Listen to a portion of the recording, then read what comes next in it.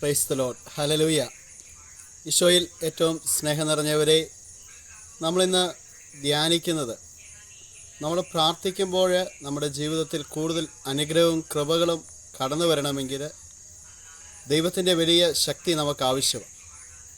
നമ്മുടെ അനുദിന ജീവിതത്തിൽ നമ്മൾ പല നിയോഗങ്ങൾക്ക് വേണ്ടി പ്രാർത്ഥിക്കുന്നവരാണ്. ജോലി ലഭിക്കാൻ വേണ്ടി, പഠന മേഖലകളിൽ, സാമ്പത്തിക മേഖലകളിൽ, അങ്ങനെ പല പ്രാർത്ഥനാ വിഷയം ദൈവസന്നിധിയിൽ നമ്മൾ ഉയർത്തുന്നവരാണ്. അപ്പോഴൊക്കെ നമ്മുടെ ജീവിതത്തിൽ പലപ്പോഴും പ്രാർത്ഥനയ്ക്ക് ഉത്തരം കിട്ടാതെ വരുന്നുണ്ട്. എൻ്റെ വ്യക്തിപരമായ അനുഭവത്തിലും അതുപോലെ തന്നെ ശുശ്രൂഷാ മേഖലകളിലും എനിക്ക് മനസ്സിലായ കുറേ കാര്യങ്ങൾ നിങ്ങളുമായിട്ട് പങ്കുവയ്ക്കാനായിട്ടാണ് ഞാൻ ആഗ്രഹിക്കുന്നത്. ഈശോയുടെ കൃപയും ഈശോയുടെ സ്നേഹവും നമ്മുടെ ഉള്ളിൽ നിറയുമ്പോഴാണ് നമുക്ക് യഥാർത്ഥത്തിൽ ദൈവാനുഗ്രഹത്തിലേക്ക് കടന്നു വരാനായിട്ട് പറ്റത്തുള്ളൂ. അതിന് ഏറ്റവും വലിയൊരു ഉദാഹരണമാണ് നമ്മുടെ അനുദിന ജീവിതത്തിൽ, നമ്മുടെ കുടുംബത്തിൽ, വ്യക്തിപരമായ ജോലി മേഖലകളിൽ, നമ്മളായിരിക്കുന്ന സാഹചര്യങ്ങളിലെല്ലാം നമ്മുടെ ജീവിതത്തിൽ ഒരുപാട് പ്രതികൂലങ്ങളും പ്രതിസന്ധികളൊക്കെ കടന്നു വരും. നമുക്ക് പലപ്പോഴും എല്ലാവരെയും നമുക്ക് ഉൾക്കൊള്ളാനായിട്ട് പറ്റത്തില്ല. നമ്മുടെ ജീവിതത്തിൽ പലരും നമ്മളെ വേദനിപ്പിക്കുകയും മുറിവേൽപ്പിക്കുകയും നമ്മുടെ ജീവിതത്തെ അസ്വസ്ഥപ്പെടുത്തുകയും ചെയ്യും. അവരോടെല്ലാം നമ്മൾ ക്ഷമിക്കാൻ പറയും. പക്ഷേ യഥാർത്ഥമായിട്ട് ക്ഷമിക്കാനോ നമുക്ക് കിട്ടിയിരിക്കുന്ന മുറിവുകളിൽ നിന്ന് സൗഖ്യം കിട്ടാനോ നമുക്ക് പറ്റത്തില്ല. അതുകൊണ്ട് പലപ്പോഴും ദൈവത്തിൻ്റെ കൃപയിലേക്കും ദൈവത്തിൻ്റെ സ്നേഹത്തിലേക്കും നമുക്ക് കടന്നു വരാനായിട്ട് പറ്റത്തില്ല. അതുകൊണ്ട് നമ്മുടെ ജീവിതത്തിൽ പെട്ടെന്ന് ദൈവത്തിൻ്റെ കൃപയിലേക്ക് കടന്നു വരാനായിട്ട് നാം ചെയ്യേണ്ട കുറേ കാര്യങ്ങളാണ് ഇന്ന് വചനത്തിലൂടെ പങ്കുവയ്ക്കാനായിട്ട് ആഗ്രഹിക്കുന്നത്. ഒന്നാമത്, നമ്മൾ വേദനിപ്പിച്ച വ്യക്തിയെ നമ്മൾ കണ്ടിട്ട് അവരെ അനുഗ്രഹിച്ച് പ്രാർത്ഥിക്കണം. പത്രോസ്ലീഹയുടെ ലേഖനത്തിൽ 1 പത്രോസ് 3:9 പറയുക, തിന്മയ്ക്ക് തിന്മയോ നിന്ദനത്തിന് നിന്ദനമോ പകരം കൊടുക്കാതെ അനുഗ്രഹിക്കുവിൻ. അനുഗ്രഹം അവകാശമാക്കുന്നതിന് വേണ്ടി വിളിക്കപ്പെട്ടിരിക്കുന്നവരാണല്ലോ നമ്മൾ.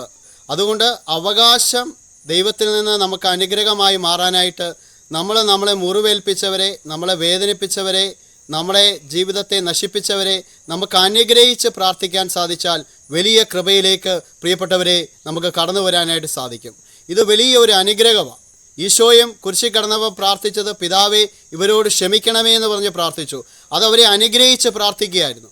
സ്തെഫാനോസ് മരണത്തെ മുഖാമുഖം കണ്ടപ്പോഴും ക്ഷമിച്ച് പ്രാർത്ഥിക്കുക, അവരെ അനുഗ്രഹിച്ച് പ്രാർത്ഥിക്കുക. ഏറ്റവും വലിയൊരു പ്രാർത്ഥനയാണ്, അനുഗ്രഹത്തിൻ്റെ പ്രാർത്ഥനയാണ് നമ്മളെ വേദനിപ്പിച്ചവരെ അനുഗ്രഹിച്ച് പ്രാർത്ഥിക്കുക എന്നുള്ളത്. അതിലൂടെ ദൈവത്തിൻ്റെ കൃപ നമ്മുടെ ജീവിതത്തിലേക്ക് കടന്നു വരും. പറയുകയാണ്, ഒരു വീട്ടിൽ കടന്നു ചെന്നപ്പോൾ അവിടെ അമ്മായിമ്മയും മരുമോളും ഭയങ്കര പ്രശ്നമാണ്. എന്ത് ചെയ്തിട്ടും ദൈവസ്നേഹത്തെക്കുറിച്ചും വചനത്തിലൂടെയൊക്കെ പരസ്പരം പറഞ്ഞിട്ടും അവർക്ക് ക്ഷമിക്കാൻ പറ്റുന്നില്ല. അവസാനം അവരോട് മുഖത്തോട് മുഖം നോക്കി നിൽക്കാൻ പറഞ്ഞിട്ട് അനുഗ്രഹിച്ച് പ്രാർത്ഥിക്കാൻ പറഞ്ഞപ്പോൾ അമ്മായിമ്മയിൽ നിന്ന് ഒരുപാട് മുറിവ് കിട്ടിയ ആ മരുമോള് ആ അനുഗ്രഹിച്ച് പ്രാർത്ഥിച്ച നിമിഷങ്ങളിൽ ആ മകളിലൂടെ ആ വെറുപ്പിൻ്റെ ശക്തി വിട്ടുപോയിട്ട് അമ്മായിമ്മയുടെ കാലെ കെട്ടിപ്പിടിച്ച് കിടന്ന് കരയാൻ തുടങ്ങി. അനുഗ്രഹിച്ച് പ്രാർത്ഥിക്കുന്നത് വലിയ ശക്തിയാണ്, അത് വലിയ കൃപയാണ്. ഈശോ അതാണ് നമ്മളെ കാണിച്ചു തന്നത്. അതുകൊണ്ട് നമ്മുടെ ജീവിതത്തിലെ വ്യക്തിപരമായ ജീവിതത്തിൽ അനുഗ്രഹിച്ച് പ്രാർത്ഥിക്കണം. നമ്മളെ വേദനിപ്പിക്കുന്നവരെ, നമ്മുടെ ജീവിതത്തെ തകർക്കുന്നവരെ, ഇല്ല നമ്മുടെ ജീവിതത്തിൽ അനുദിന പ്രശ്നങ്ങളുണ്ടാകുമ്പോൾ, പ്രതികൂലവും ഉണ്ടാകുമ്പോൾ നമ്മൾ അനുഗ്രഹിച്ച് പ്രാർത്ഥിക്കുകയാണെങ്കിൽ അത് വലിയ കൃപയാണ്. ദൈവത്തിൻ്റെ വചനം നമ്മെ ഓർമ്മപ്പെടുത്തുന്നുണ്ട്. റോമ 12:14, നിങ്ങളെ പീഡിപ്പിക്കുന്നവരെ അനുഗ്രഹിക്കുവിൻ, അനുഗ്രഹിക്കുകയല്ലാതെ ശപിക്കരുത്. അനുഗ്രഹിക്കുകയല്ലാതെ ശപിക്കരുത്. അനുഗ്രഹിച്ച് പ്രാർത്ഥിക്കണം. അത് വലിയൊരു കൃപയാണ്, ദൈവം നൽകുന്ന വലിയൊരു കൃപയാണ്.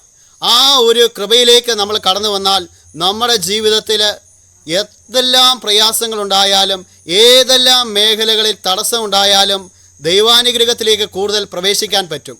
നമ്മൾ ക്ഷമിച്ച് പ്രാർത്ഥിക്കാൻ പറയുമ്പോൾ പലപ്പോഴും നമുക്ക് പറ്റത്തില്ല. പക്ഷേ അനുഗ്രഹിച്ച് പ്രാർത്ഥിക്കുമ്പോൾ ദൈവത്തിൻ്റെ കൃപയിലേക്കാണ് പ്രിയപ്പെട്ടവരെ നമ്മൾ കടന്നു വരുന്നത്. വചനം നമുക്ക് ഓർമ്മപ്പെടുത്തുന്നു. മത്തായിയുടെ സുവിശേഷം 5:44 പറയുക, ഞാൻ നിങ്ങളോട് പറയുന്നു, ശത്രുക്കളെ സ്നേഹിക്കുവിൻ, നിങ്ങളെ പീഡിപ്പിക്കുന്നവർക്ക് വേണ്ടി പ്രാർത്ഥിക്കുവിൻ. അങ്ങനെ നമ്മൾ അനുഗ്രഹിച്ച് പ്രാർത്ഥിക്കുമ്പോൾ നമ്മുടെ ജീവിതത്തെ കൃപ നിറയുകയും നമ്മുടെ ജീവിതത്തിൻ്റെ എല്ലാ തടസ്സങ്ങളും കർത്താവ് എടുത്തു മാറ്റുകയും ചെയ്യും. അതുകൊണ്ട് ഈ അനുഗ്രഹിച്ച് പ്രാർത്ഥിക്കാനുള്ള വലിയൊരു അഭിഷേകം നമ്മുടെ മേൽ കർത്താവ് നൽകട്ടെ എന്ന് പ്രാർത്ഥിക്കുന്നു. നമ്മുടെ ജീവിതത്തിൽ തടസ്സങ്ങൾ മാറാൻ, നമ്മുടെ ജീവിതത്തിൽ എല്ലാ പ്രതികൂലങ്ങളിൽ നിന്നും നമ്മളെ മുൻപോട്ട് പോകുവാനായിട്ട് നമ്മളെ വേദനിപ്പിക്കുന്നവരെ അനുഗ്രഹിച്ച് പ്രാർത്ഥിച്ചോ, നമ്മുടെ ജീവിതത്തിൽ 100% കൃപയുണ്ടാകും. ഇന്ന് അനേകരുടെ ജീവിതത്തിൽ ശുശ്രൂഷാ മേഖലകളിൽ മുന്നേറാൻ പറ്റാത്തതും വിശ്വാസ ജീവിതത്തിൽ മുൻപോട്ട് പോകാത്തതിൻ്റെ പ്രധാന ഒരു കാരണമാണ് നമ്മൾ വേദനിപ്പിക്കുന്നവരെ അനുഗ്രഹിച്ച് പ്രാർത്ഥിക്കത്തില്ല. നമ്മൾ അനുഗ്രഹിച്ച് പ്രാർത്ഥിച്ചു കഴിഞ്ഞാൽ നമ്മുടെ ജീവിതത്തിൽ വലിയ കൃപ നിറയും, വലിയ അഭിഷേകം നിറയും. നമ്മൾ ഈശോയുടെ മക്കളാണ്. ഈശോ നമ്മളെ പഠിപ്പിക്കുന്നതാ, നമ്മളെ വേദനിപ്പിക്കുന്നവരെ, നമ്മളെ മുറിവേൽപ്പിക്കുന്നവരെ, നമ്മുടെ ജീവിതത്തെ തകർക്കാൻ ആഗ്രഹിക്കുന്നവരെ നമ്മൾ അനുഗ്രഹിച്ച് പ്രാർത്ഥിക്കണം. അങ്ങനെയാണ് ദൈവത്തിൻ്റെ കൃപയിലേക്കും അനുഗ്രഹത്തിലേക്കും പ്രിയപ്പെട്ടവരെ നമ്മൾ കടന്നു വരുന്നത്. അതുകൊണ്ട് നമ്മുടെ ജീവിതത്തിൽ ഈ ഒരു പ്രാർത്ഥന നമ്മൾ മുൻപോട്ട് കൊണ്ടുപോവുകയാണെങ്കിൽ നമ്മുടെ ജീവിതം വലിയ അനുഗ്രഹമായി, വലിയ കൃപയായി, വലിയ അഭിഷേകമായി മാറും. നമുക്കറിയാം, നമ്മളൊക്കെ ചെറുപ്പകാലങ്ങളിലെ കേട്ട് നമ്മൾ മനസ്സിലാക്കിയ ഒരു വ്യക്തിയാണ് മരിയ കുര്യത്തി. മരിയ കുര്യത്തിയുടെ ജീവിതത്തിൽ നമുക്കറിയാം, അലക്സാണ്ടർ എന്ന് പറയുന്ന മനുഷ്യൻ കത്തി കൊണ്ട് കുത്തി മുറിവേൽപ്പിച്ച് മരണത്തെ മുഖാമുഖം കാണുമ്പോൾ വൈദികൻ വിശുദ്ധ കുർബാനയുമായിട്ട് കടന്നു വന്ന് സ്വീകരിക്കാനായിട്ട് തയ്യാറാകുമ്പോൾ, നീ അലക്സാണ്ടറിനോട് ക്ഷമിച്ചോ എന്ന് ചോദിക്കുമ്പോൾ മരിയ കുര്യത്തി പറയുന്നു, എന്നെ കുത്തി മുറിവേൽപ്പിച്ച ആ നിമിഷം തന്നെ ഞാൻ അലക്സാണ്ടറിനോട് ക്ഷമിച്ചു എന്നാണ് പറയുന്നത്. ആ വ്യക്തിയെ അനുഗ്രഹിച്ച് പ്രാർത്ഥിച്ചു, ആ മകൻ്റെ മാനസാന്തരത്തിന് വേണ്ടി പ്രാർത്ഥിച്ചു. ആ വിശുദ്ധയായ മരിയ കുര്യത്തിയുടെ പ്രാർത്ഥന ആ വ്യക്തിയെ വിശുദ്ധനാക്കി മാറ്റി, മാനസാന്തരപ്പെട്ടവനാക്കി മാറ്റി. അതുകൊണ്ട് പ്രിയപ്പെട്ടവരെ, ഇത് വലിയ അനുഗ്രഹത്തിൻ്റെ പ്രാർത്ഥനയാണ്. ഈ ഒരു പ്രാർത്ഥന നമ്മുടെ ജീവിതത്തിൽ നമ്മൾ ഉപയോഗിക്കുകയാണെങ്കിൽ നമ്മുടെ ജീവിതം വലിയ അനുഗ്രഹമായിട്ട്, വലിയ കൃപയായിട്ട് മാറും. ഇന്ന് അനേകരുടെ ജീവിതത്തിൽ ഇത് പറ്റത്തില്ല. നമ്മളെ വേദനിപ്പിക്കുന്നവരെ, നമ്മളെ മുറിവേൽപ്പിക്കുന്നവരെ, നമ്മളെ തകർക്കുന്നവരെ നമുക്ക് അനുഗ്രഹിച്ച് പ്രാർത്ഥിക്കാൻ പറ്റത്തില്ല. പലപ്പോഴും അവരങ്ങനെ ചെയ്തു, അവരെൻ്റെ പേര് കളങ്കപ്പെടുത്തി, എന്നെ കുറ്റം പറഞ്ഞു, എന്നെ മുറിവേൽപ്പിച്ചു, ഇങ്ങനെ പറഞ്ഞ് ദൈവം അവരോട് ചോദിക്കുമെന്നുള്ള ഒരു മനോഭാവത്തിലാണ് നമ്മുടെ വിശ്വാസ ജീവിതം കടന്നു പോകുന്നത്. ദൈവം അങ്ങനെയല്ല നമ്മളോട് ആഗ്രഹിക്കുന്നത്. നമ്മൾ അവരെ അനുഗ്രഹിച്ച് നമ്മൾ പ്രാർത്ഥിക്കുമ്പോൾ അതിലൂടെ കർത്താവിൻ്റെ കൃപയിലേക്ക് നമുക്ക് പ്രവേശിക്കാൻ പറ്റും. അതാണ് വിശുദ്ധരും കർത്താവും നമ്മളെ പഠിപ്പിച്ചു തന്നത്. ഈ ഒരു പ്രാർത്ഥന നമ്മുടെ ജീവിതത്തിൽ അനുദിനം നമ്മൾ ഉപയോഗിക്കുകയാണെങ്കിൽ നമ്മുടെ ജീവിതം കൂടുതൽ കൃപയുള്ളതായി മാറും, അഭിഷേകമുള്ളതായി മാറും. അതുകൊണ്ട് നമ്മുടെ ജീവിതത്തിൽ നമ്മളെ വേദനിപ്പിക്കുന്നവരെ, നമ്മുടെ ജീവിതത്തെ പല രീതിയിൽ നമ്മളെ തകർക്കുന്നവരെ നമ്മൾ അനുഗ്രഹിച്ച് പ്രാർത്ഥിച്ച് കൃപയുള്ളവരായി തീരുവാൻ, അഭിഷേകമുള്ളവരായി തീരുവാൻ കർത്താവ് നമ്മളെ ഓരോരുത്തരെയും സഹായിക്കട്ടെ എന്ന് പ്രാർത്ഥിക്കുന്നു. ആമേൻ.